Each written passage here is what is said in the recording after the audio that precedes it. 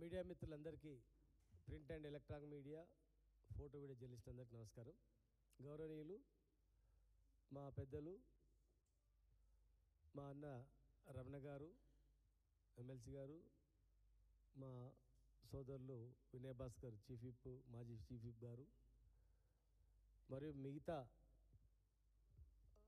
మా party senior నాయకులతో కూడా మేమందరం కూడా రెగ్యులర్గా బీసీలకు ఇచ్చినటువంటి హామీలు ఏంటి, వాళ్ళు ఏం చేస్తున్నారు, 42% రిజర్వేషన్ మీద మద్రాసు పర్యటన నుంచి మొదలుకుంటే కంటిన్యూగా మేము దశల వారీగా అందరితో చర్చించుకొని వాళ్ళు ఏం చేస్తే చూద్దామని చెప్పి మేము దాని మీద విశ్లేషించి ఈరోజు మాట్లాడుతూ ఉన్నాం.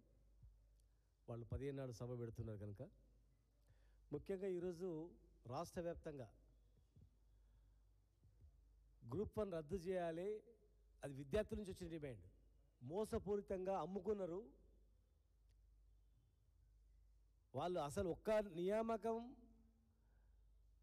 ఒక్కటి కూడా టెస్ట్ పెట్టకుండా, నోటిఫికేషన్ లేకుండా ఇచ్చినామని చెప్తుర్రు.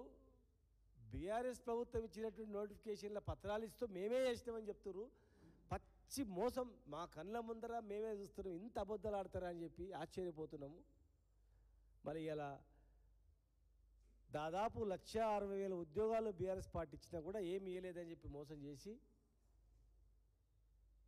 వాళ్ళు ఇచ్చిన ఉద్యోగాలు వీళ్ళిస్తూ వీళ్ళు ఏదో ఉద్ధరిస్తున్నామని చెప్పి గ్రూప్ 1 నిర్వహించి పూర్తి అవకతవకలు చేసి ఇలా బజార్న పడేసి 2 లక్షల ఉద్యోగాలకు సున్నబెట్టి మాయమాటలతో చెప్తున్నారు అని ఆధారాలతో సహా టీఎస్పీ చైర్మన్కి ఇచ్చి రాష్ట్ర వ్యాప్తంగా ఆందోళన చేస్తుంటే, ఆనాడు స్వేచ్ఛ ఇస్తాం, మాది పెద్ద స్వేచ్ఛ ప్రభుత్వం మాది అని అన్నారు. యూనివర్సిటీలలో స్వేచ్ఛగా తిరగొచ్చు అన్నారు. ఇప్పుడు అక్కడ ముళ్ళ కంచెలే, ఇక్కడ ముళ్ళ కంచెలే.